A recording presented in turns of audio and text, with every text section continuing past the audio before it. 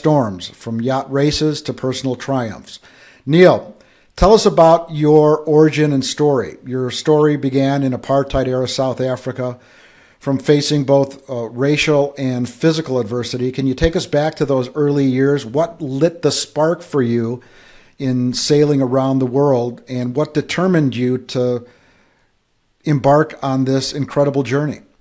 Well, Doug, being born in South Africa and being classified as colored and having to deal with the injustice.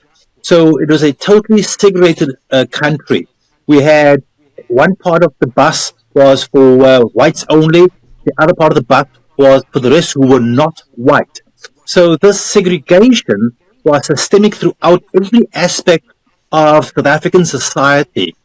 And right down to what kind of job you could have, to two persons could be doing exactly the same job, but one person is going to be paid more than the other person purely based on the color of their skin. And so my mother was a highly educated woman. She went to University of Cape Town, received a scholarship, and she could choose any university in the United States. It is an American scholarship. And so she took a steamship from South Africa to England, changed steamships across the Atlantic, winter crossing to New York, then a train, and went to Syracuse, New York. Now, the reason I say a steamship is I'm setting the time frame. 1945, into the Second World War, food rations. And he studied in the United States, did a double master's, and ended up graduating in 1948. And all the top universities, including the University of Syracuse, all the top universities offered her teaching posts. And she declined every one of them because it was very unusual, firstly, for a woman to be at university, even in the United States in 1948.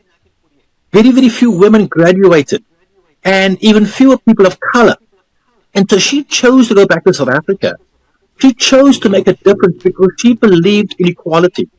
She believed in lifting all people up, irrespective of race, creed, sex. To her, there were no limitations, there were no barriers. It was all about, can you be a good human being? Can you perform at the highest levels of your potential? Can you reach the highest level of potential? And so, her going back to South Africa, she could have had a very easy life in the United States. She could have had the red carpet laid out to her, but she did not take the easy way out. And so, when I was born, when I grew up in this political structure, in this world of expectation, where my mother allowed no excuses. She always expected the best from me.